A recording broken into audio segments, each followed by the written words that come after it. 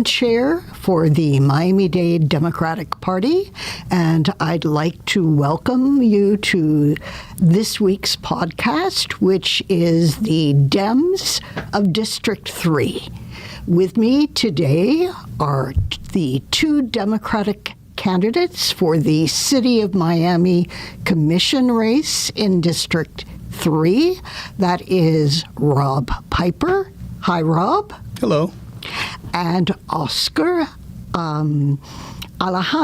Yes, ma'am. How's it going? Very well, very well. So, many people may not know where District 3 is in the city of Miami, and it's been a complicated issue because it's been redistricted and redistricted. So as far as I can tell, District 3 encompasses parts of Little Havana, East Shenandoah, West Brickell, parts of Silver Bluff, and then the roads. All of these are pretty well-established neighborhoods. They've seen a lot of changes, but they've been around for a while. So what makes this district special, in your view? Oscar?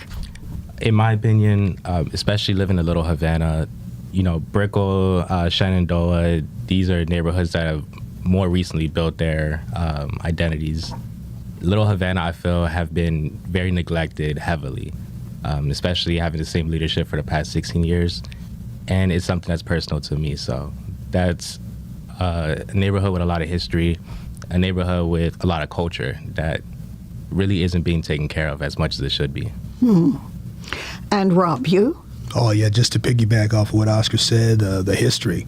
It's a historic neighborhood, all the pieces of it, and that gives it its strength, its diversity as well, the diverse set of neighborhoods, between like the roads, my neighborhood of Shenandoah, you got Little Havana. It's just and the aesthetics, the tree canopy, it's great, which is good for me because I like to go out and walk around a lot, and that keeps me nice and cool in this heat. But yeah, it's a fantastic, diverse, historic district with a lot of different flavors, a lot of different neighborhoods. So if you were, I am not from that district. If you were to tell me about some sort of a hidden treasure that I absolutely must go see within the district, what would it be? I'll start with you, Well, Rob. if I tell you, it wouldn't be hidden anymore, now would it? Well. That's okay. I am partial to the bright side, which is on Coral Way at the corner of 17th Avenue and Coral Way. If I could say that is my hidden gem, my joy. I've also discovered the Dead Flamingo, which is Calle Ocho, and you really can't go wrong with all the places on Calle Ocho. So they're not going to be hidden for much longer, but hey, if you need a place to really, really, really have a good sense of community, go to those places. Sounds good. Oscar, what would you add? So for me, without saying it, obviously the food there is amazing. You have restaurants like La Esquina de Pan con Bistec, but I'm a huge fan of the arts, and there's places that are very well hidden, such as the Tunnel, El Fresco, and they're amazing. They have a lot of events. They have a lot of extremely talented artists that I recommend people check out. Fantastic. So you two share something in common besides being the only Democrats in the race for District 3, and that is both of you are veterans. Yes, ma'am. And for the Navy, in the case of Oscar, and the Marines, in the case of Rob. Yes, ma'am. How has that experience contributed to the skills that you bring to the potential to leading District 3 as the representative on the commission? And I'll start with you, Oscar. I think the military does an amazing job giving me leadership skills, giving everyone leadership skills just because you need it to thrive. What it's also done has given me an interesting perspective that I wouldn't have gotten if I'd never enlisted, especially seeing how politicians in general talk about the the feelings of military members. It's nice to have the ability to give my own voice in that aspect. And Rob? I think that it's about service. That's why we joined. We wanted to serve our country. And just to borrow a quote from a movie that I enjoy, the quote is, sometimes you have to serve in order to lead. And I think that sense of service gives us a unique opportunity to lead others, especially in a district or in a city that's as troubled as Miami. And I know just in my 20 years of leading Marines and serving Marines and following Marines, I've learned how it's really helped my communication skills. Because if anything, you have to, when you're in the military, you have to make sure your orders get across clear and concise. You can't spend too much time getting the message across, and I think that's key, especially in a district where, or in a city where, like, people might tune out of politics because it's a little complex. Complex, yes, indeed, and it's been controversial. There has been perhaps more heat than light that has been generated, particularly in District 3 and on the commission. Both of you are first-time candidates in this particular office. What got into you? Why are you running? And why at this particular time? So I'll start with you, Rob. It was time. I mean, when I retired from the Marines in 2016, we all know what happened in November of 2016. And for the very first time in my life, I actually knocked doors. And I was willing to do what needed to be done to ensure that this country would persevere. Because I took an oath to make sure that Constitution would stay in one piece. And then after that, I got more and more involved, and I realized that informing, engaging, and empowering voters to bring about better government became kind of like my personal mission. It became a hobby.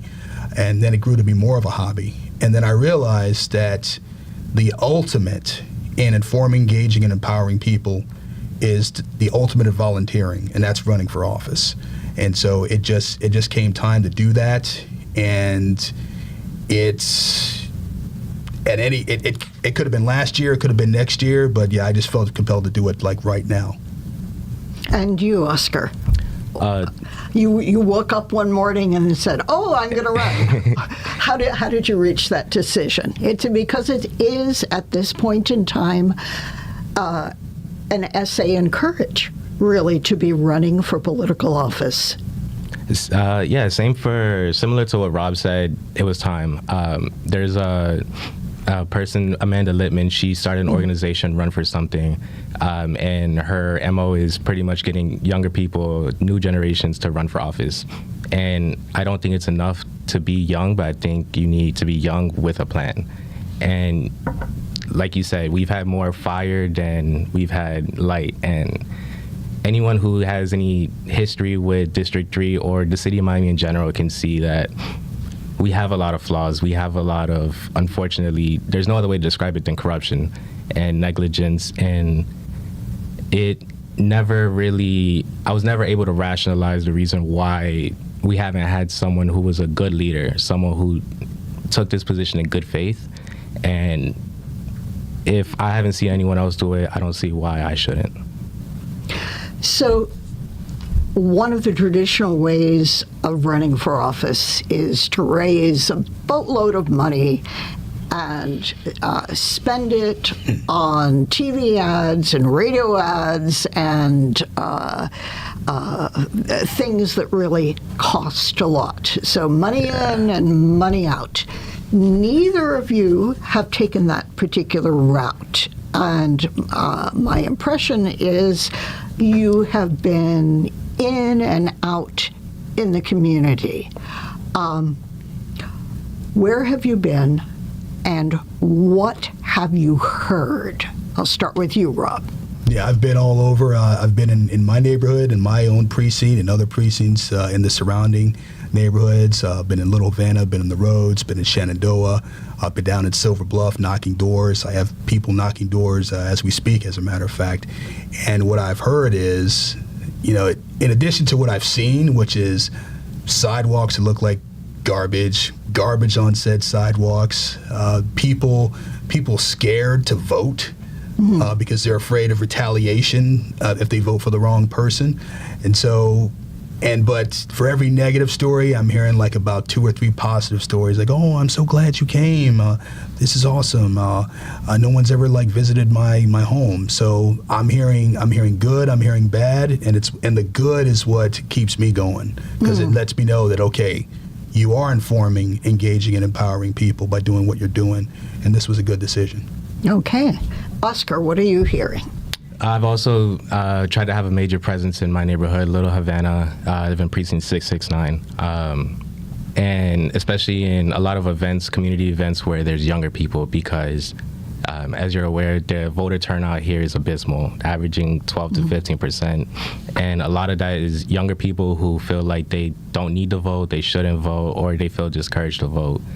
And it's for a lot of reasons. They don't see any change. They see the infrastructure is the same infrastructure from when they were born. They see the same leaders running for office since they were born. And they're not really seeing any reason to get out and vote. And having those conversations with people have really given them a different perspective. It's kind of given them that other option, not the one of the lesser of two evils, but one of good choices. And especially in the areas that I've frequented, it's areas that politicians wouldn't really give the time of day to, because they don't think that, and this is what I've heard, they don't think that it's worth it to pay them a visit. So the people do not feel, the younger people in particular, do not feel valued, and so they basically have been, up to this point, washing their hands of the entire situation. It Correct. Doesn't matter.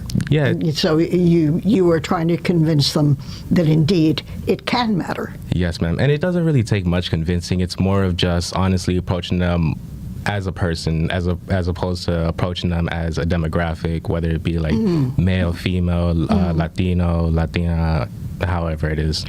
That's a very interesting comment, and to the extent that when people are professionally in politics, they look at districts and they dissect the numbers. Yes. How many people between the ages of 16 and 25? How many people of this ethnicity or that ethnicity? And so would you both say that your approach has been more of trying to look at the problems that people have in common? Of course. I mean, that is what this is supposed to be about, is it not?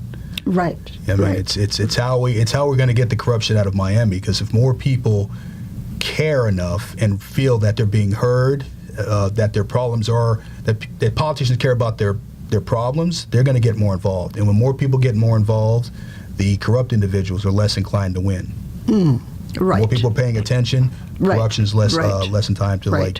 flourish. So the community engagement pre-election, and I think both of you have emphasized post-election. Oh, yes. Absolutely. Where too many communities have complained, oh, we see you always around the time of the election and we never see you afterwards. What are your plans, and I'll start with Oscar, for continued community engagement? So one of the plans for me is I'm really passionate about restoring the NET, the Neighborhood Enhancement Team that was dissolved in 2020, and using them as a sort of constant liaison between me and the members of the community, and using them in their previous roles, which was going out and canvassing local businesses, canvassing the HOAs and figuring out what the problems are, and not just waiting until the town halls or not waiting until the commission meetings to hear them out. I'm also looking to implement supplemental commission meetings, have town halls, because with meetings at Tuesday at 9 a.m., for majority of people who have jobs, majority of people who have school, children, that's unacceptable. And that means that majority of people aren't having their voices heard. They're not really giving their input. Absolutely. And Rob, in terms of continuing constituent service, which is what this is, what are your plans? I will continue to engage, inform, and empower. I mean, I hope me and Oscar could have like a productive partnership after the election. You know, if he wins, I want to work with him. If I win, I hope we work together. If we don't win, we'll still be working together, hopefully, and doing what the neighborhood improvement piece that he just brought up, particularly for Little Havana. I mean, organizational infrastructure needs to be built in Little Havana to engage, inform, and empower the residents there in order to bring the changes, bring the funding. And as a whole, you know, where I live in Shenandoah and where he lives in Little Havana, we could all get together. There's mechanisms in the charter itself where citizens can draft their own legislation and make things happen. The petition process, it's being done by the Stronger Miami folks, and it can be done even without the buy-in of the city commission. And yeah, all of us will be working together to pressure whoever sits on that dais to do what needs to be done. And if we have to like draft our own legislation via petition process, we'll do that and make those changes. Absolutely, absolutely. So if I look at the district as a whole, and of course the job of the commission is to solve problems, and partisanship really should not play a role in solving the problems. Local governments in particular, it can get in the way. As I look at the district as a whole, housing affordability, definitely, traffic, drainage and sustainability issues, homelessness, what to do with the unhoused and how to interact and help, the transparency and efficiency of government itself. And then the whole question of civility among commissioners. Pick an issue or two, and we'll start with you, Rob. How would you address this in a meaningful way, involving the community and engaging with the other commissioners? All right, well, I guess for your listeners, if they are curious about like the specifics of what I'm looking to do, they can just go to robpiperheretoserve.com and check out my platform and the specifics. But to answer your question, to sum it all up, I'm thinking that, yeah, all those issues just boil down to engaging, informing, and empowering voters to bring about a more efficient, effective, accountable, transparent, fair government to the people of Miami, whether it be in District 3 or across all the districts in the entire city. So one thing that I'm looking to do is I would like to keep residents informed. I'm going to be looking to have like at minimum monthly town halls where I just like schedule time in different spots in the district where I can communicate with the voters and let them know, okay, this is what's going on. These are the obstacles that I am facing as a commissioner, and I'll give names if I need to. In addition to creating kind of like putting the institutional knowledge of city government and the interworkings on paper in the form of either a manual or a curriculum to let people know that, hey, this is how your government works.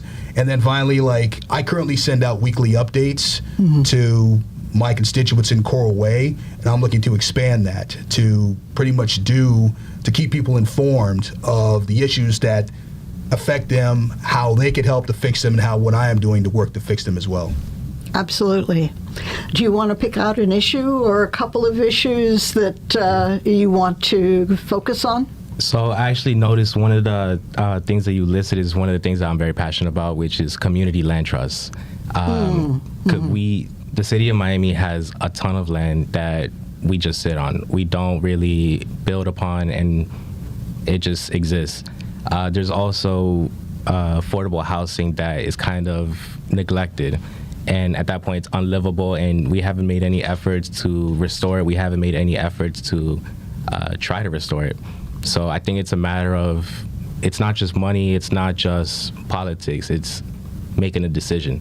It's actually making a plan and actually committing to something. And I think community land trust is a positive step forward. Along with that, like you said, the civility. I watched the meetings. There's no My reason. condolences. Yeah. Prime example for anyone who's never watched one of these meetings, I recommend watching the one where they voted on the 287G agreement. And on the same day, I think they was also voting on the postponement of the election. One of my issues, one of many, is the fact that when people come out to speak, which is very rare because, like I said, Thursday, 9 a.m., they're limited to 2 minutes total, not 2 minutes per issue, 2 minutes to discuss everything. So on instances like that, you have people who are very passionate about 287G agreement, which is the agreement between ICE and Miami PD. And for good reason. It's a personal issue to a lot of people. I don't think that the rules that are placed upon the constituents, the residents that live here, is acceptable. And I think that a lot of people in Miami have become accustomed to it. But if you look at other municipalities, other cities outside of South Florida, you'll see that the residents have a power in their voice. The residents are the ones in control. It's not just the commissioners are the bosses. The commissioners work for the people. So when they say, hey, like, you can't address this directly, that doesn't really make sense. When they say you can't go over 2 minutes or you can't clap, that doesn't make sense. Like, it may make the commissioners feel uncomfortable. It may make them uneasy, but that's their right. That's their freedom of speech. You don't get to dictate that. And I think when you limit that, it kind of is more reason for people to kind of disassociate from local politics. And as a result, it kind of prevents us from making any progress in any sort of direction. So you have mentioned land use, Yes, and I know, Rob, as well, you are interested in the issue of affordable housing and the kind of balancing the need to preserve the history and the culture of neighborhoods while at the same time expanding opportunity. And the state of Florida also has big ideas. And some of those big ideas involve taking power away from local government and local people and instead investing that power in the state itself. One of the issues that is definitely coming up this legislative session and is likely to be on the 2026 ballot is the limitation on property taxes. We don't know how that will work out. We don't know what proposals will actually end up on the 2026 ballot, but people, of course, will want to reduce expenses. Affordability is a prime issue in District 3 and all over Miami-Dade County.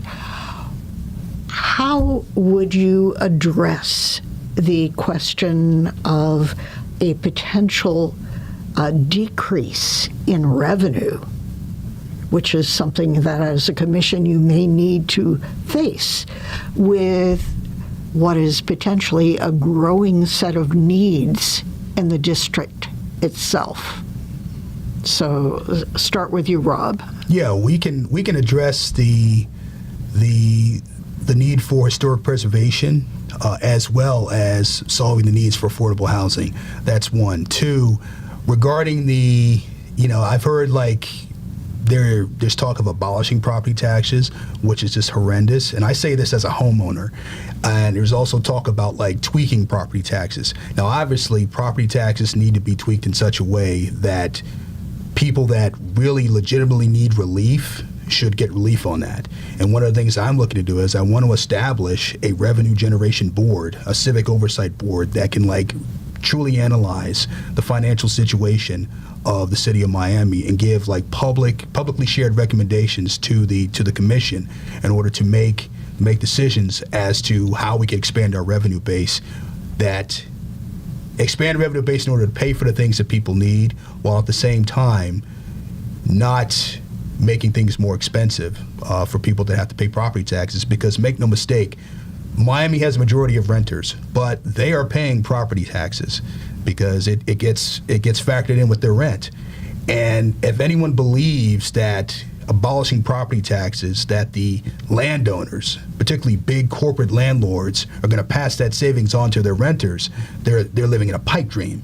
So I am for, we have to find a way to preserve our largest source of revenue, but at the same time give relief to people that legitimately need it in the city of Miami. Absolutely. And I believe you are a renter. I think I saw that on your website, Oscar. Yes, so ma'am. you have felt this directly. Yes, ma'am. I'm of the generation where it's a dream to own a house. It's a fantasy. It's a fairy tale.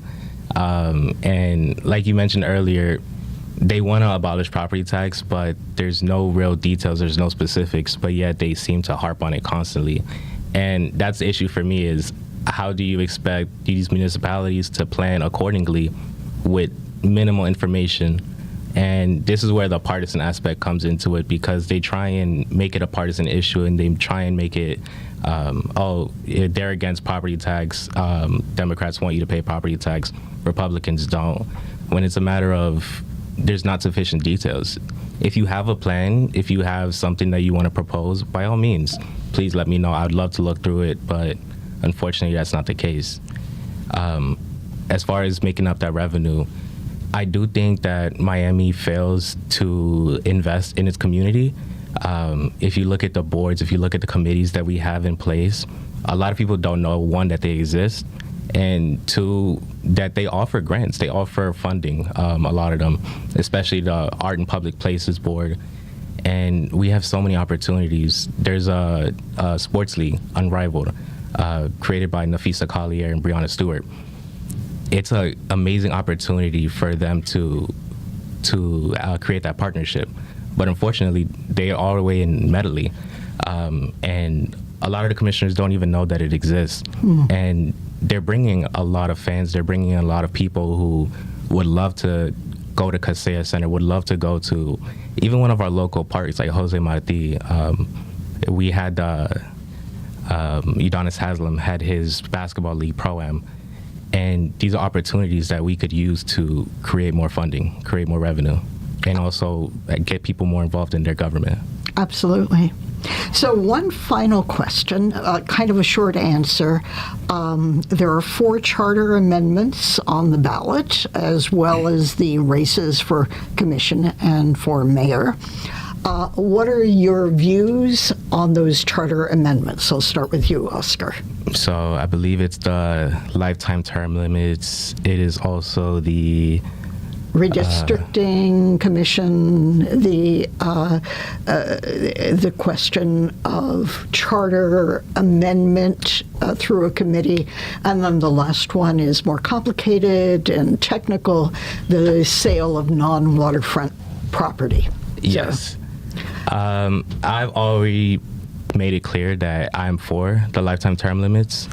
I think that a lot of people are trying to make it seem as if it's unfair, unconstitutional, but I think that the voters will be able to decide, but I do support lifetime term limits. As far as making amendments by charter, I think it's up to voter referendum, and I think it should stay that way. I don't think the 5 members of the committee should be able to make decisions on behalf of the people. I think they would be suggesting, and it would still go through the same process. It would go to the commission to be put on the ballot. Yes, I agree. So that at least would be preserved. Any comments on the amendments, the charter amendments from you, Rob? Well, yeah, I got yes on 3 and no on 1. The no is the adamant no is the removing the safeguards for development of properties. It's saying that let's approve to give a developer a lease or sale with less than 3 bids. Well, no, those 3 bids are one of the safeguards in place to ensure that our the city of Miami gets the best deal. So absolute no on that one. Keep the existing safeguards in place. Lifetime term limits, like Oscar says, yeah, I'm for that as well. The redistricting, the folks in Stronger Miami have let me know that is in fact good, so I'm for that one. And for the Charter Review Commission, I am for that one, just to at least as a means to have an independent entity. Now, obviously, the commission's going to have some say, but just to have the act of reviewing, actually like publicly reviewing the charter and letting people know that, okay, these are types of things that we recommend should be changed or relooked at. I think that's fine. That is wonderful, and I am glad that you're speaking up on the charter amendments. It's been a delight to speak with both of you. Thank you so much for coming in. So thank you for having us. Thank you again, Rob Piper and Oscar Alejandro, candidates who are Democrats who are running for City of Miami Commission District 3. Yes, ma'am.